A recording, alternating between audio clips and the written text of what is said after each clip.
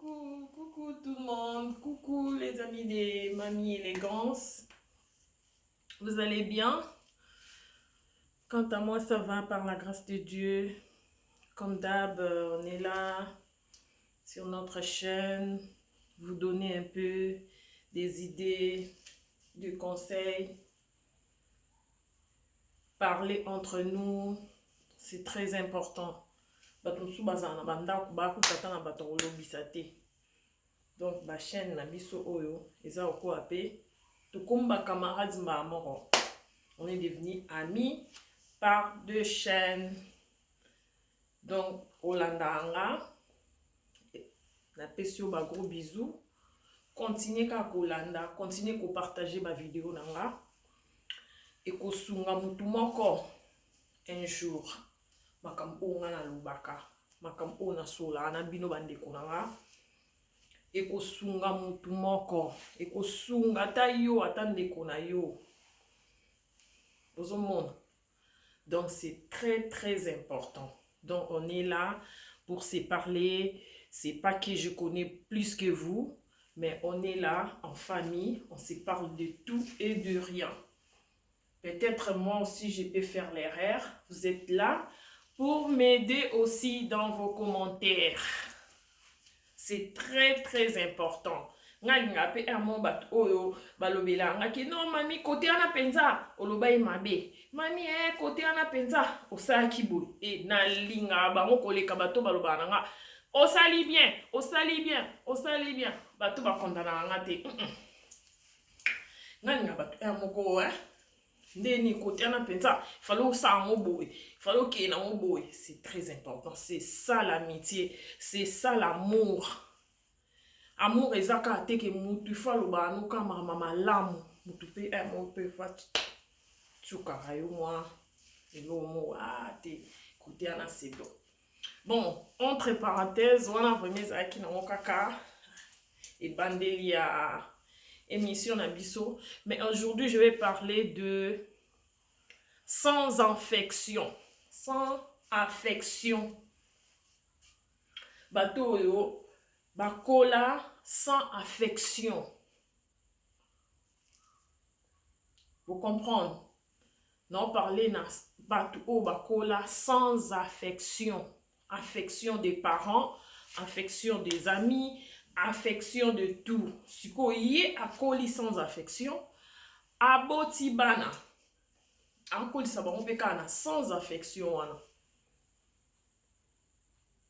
Tellement yé papa to maman bakoli saka ye na ba parents na eto na bande na place akola ba pesaka ye bolingo te, ba pesaka ye esengo te, ba pesaka ye esengo te. Ye pe azokolisa bana kaka na méchanceté wana na haine wana oya kola na. Il y a des gens comme ça. Et on le n'en parlait siriango. Non parler siriango pourquoi? Parce que toujours vivre na ba couple oyo eza na ba problème. Toujours vivre na ba amitié oyo eza na ba problème. Et dans tout ça, moi j'ai réfléchi, j'ai dit bon, base ya ba problème oyo surtout na moni ezouta na manque d'affection. Manque d'affection, pourquoi? Parce que l'air biso to bota maka. Tozana ba bébé. Tozana bana na maboko ba mama na biso. Soki ba parents ba kolisio na koina. Ba parents ba kolisio na haine. Ba parents ba kolisio na bitumba.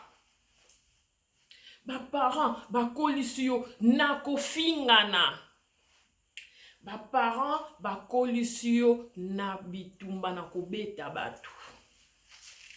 Yope sont aux esprits fortés au kola bongo. Parce que tu les as hérités de tes parents. Vous comprenez? Donc c'est erratique en fait. Et c'est le moko, il faut vraiment faire très attention. Parce qu'il y a des enfants où il y a esprit faible, n'a pas au esprit fort. C'est pour ça, nous les parents, en tant que parents, on est obligés de bien se tenir avec nos enfants. Parce que sinon, ça va retourner contre nous. Il y a un moment où moi na koli, akomo finga papa, akomo finga maman, akomo finga ba parents, akomo beta na ba professeur, l'information zo le kamikolo au professeur adolescent bétier na France. Ozomo. Ils ont biloko moko biso ba parents, il faut vraiment tout tenir nango. Tout tenir nango, tout meka vraiment kosunga bana biso. Tout se laisser faire. Parce que ana poto vie à bana, ils ont un peu laisser aller. Laisser aller en tout. Ma parents baza vraiment en autorité makasité parce que so ba mais qui go coincer makasi par rapport à la loi ya mboka etambola bon côté. Lobby yondo parents au ma fautif. Mais ngana osenga tout me kampe ko sunga kaka. Tout me camper au solo laka. Attends dans les douceurs. Tout faire comprendre bango. Parce que biso bato bomba on 9 mois la liboumo. Biso bato bomba on 9 mois la liboumo. Biso bato toko sunga bango. Pour tout dominer na ba parole na bango. Pour ba yoka o biso to loba. Pour lobi na bango est la meilleure. Pour mes émissions changement des mentalités. Nazo parler sur yango. Manque d'affection. Osan affection te na bana. Osan affection te na bana na yo. Meka kopesa bana affection. Meka kopesa bango bolingo. Pour moi na pe lobi soka koli. Pour ça la foyer na ye. Azala na bolingo. Ya mwasi oya kozwa. Azala na bolingo pe ya bana na ye. C'est héréditaire. Biso to ye bango te. Ngana kondana bato balobaka nga moko na kola nazo kuta affection wana te et bon ngana ya kopesa binongo. Je suis contre bato baloba bon. Soki yo ba peso affection te. Mais epekisi yo te opesa bana na yo affection. Et lo komo te epekisi yo. Tu peux aussi changer. Tu peux aussi prendre des décisions. Kengai nazara zoba. Moi na ngai faza mayele. Ngai nazara nasalara likambo te. Mais nga na koli moi na ngai faza sala plus que nga en fait. Pourquoi lingo comparer vie na yo eza ndenge moko na moi na yo. Yo zanzambi. Est-ce que tu es Dieu? Les amis de mamie élégance, on se parle. Makambo na oloba, sobo yo kamo bien, bo fandi pe bo réfléchir, bo comprendre cette dame, elle parle des choses vraies. Elle parle des choses très importantes dans la vie de chacun de nous. Yozo koli sa bana sans affection. Bana soba koli. Est-ce que bazana bolingwa bato? Bazana bolingwa bato. Est-ce que bazana bolingwa ya société? Nous on a bato misu baza très nerveux, baza très kanda bozo comprendre te boba pour na nini muto aza kanda boy. Azwa affection te par ma parents. Azwa yango te. Ozomo. Azwa affection te. Balakisa même pas bolingo. Bolingo ezate. Ayebi yango te. Bato sou bazora décision alobi te. Ngai vraiment nazwa ka bolingo te. Mais nga na opesa bato bolingo. Peut-être azwa en église. Peut-être azwa na enseignement. Pour babiso rater éducation na ndako. Okozonga ta na école. To na église. To na société. Ozomo. Mais yé partout à rata. Nanda kwa rata. L'église à rata. Na société, écoute, n'en parlons pas. Ampesoni, ampeso bolingoni. Nous kaka moto sur moto na ba foyer à bongo. Parce que yé moko balakisa ye même pas bolingo et pas ba parents na ye. Ya opesoni. Ampeso bolingoni. Sur yangwana nde mona ba mibali surtout oyo ba mankaka ba si respect.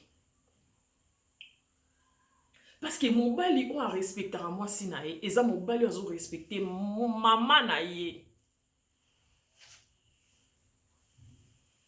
Vous comprenez? Parce que nous les femmes on est des mamans pour vous nos hommes. On est des mamans. Mais toi tu es avec moi, tu me respectes pas. C'est que tu respectes pas ta mère. Biso pe basi. Mi bali na biso balo kwa papa na biso. So respecte à mon bali na ote, c'est que respecte à papa na ote. Parce que les hommes sont nos papas. C'est nos papas. Okolo batete. Ndemozaki sans affection à ma parents. Ma parents m'a pèse que en côté. Oye na sans affection na wana tina libala nao. Ezalaka. Ezalaka. Ozanga bolingo, ozanga motema. Osepelaka baninga ba souffrir sans affection. Sans affection te salayo. Mes amis, babiloko na oloba, ils ont un conseil moko très important.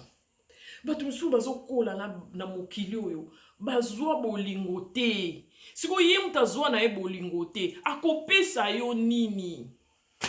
Akopesa nini? Il a jamais vécu ça dans sa vie.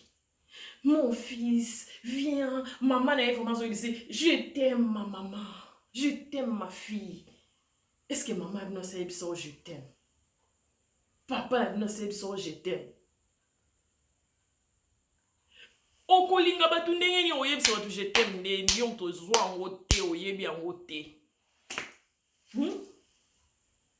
Yozomona ba couple ezo panzana, ezo yanduka, boye ba ko se comprendre parce que ezo yeba place muto yo zo vivre ne auta na quelle famille?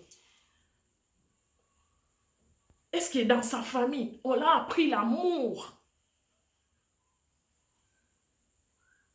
Vous comprenez? Et c'est très très important en bon loba. Vous saluer Vienangai, chancelier des Ingwese, bon séjour na États-Unis, chancelier des Ingwese, Vienanga saluer Yotara, yo boss des boss. Petite naoye yo, mamie élégance, ma grand salam. Vienanga des Ingwese, na le cadre à Londres, boss des boss. Ah boy, à celle mon qui boss. Boss banda loti lobby. Yatonga. Chancelier des Ingwese. Mutambango. Amninga note. Talakaka. Donc dans tout ça, il faut avoir l'amour. Dans tout ça, il faut avoir l'amour. So yo rata elo moko na okola na yo. Ça l'a été. Yo so okoboti. Banana yo barata mote. Non sepela kout na parents obaloba. Nga nazara zoba. Meneli mo na za mayele. Nga nazara ka boete. Nazara ka ndumba. Meneli mo na za ndumba te. Mozomo, c'est très important. Mais yo zolingara yo zaki ndumba, moi non pas en ndumba. Ozara mayele te, moi non pas en mayele te. Ezalate. Les amis de mamie élégance. Faut tout luka, tout changer banana biso. biso tozala bongo te tosala ete bana na biso bazala plus que biso. Donc c'est ce que je vous avais gardé pour vous.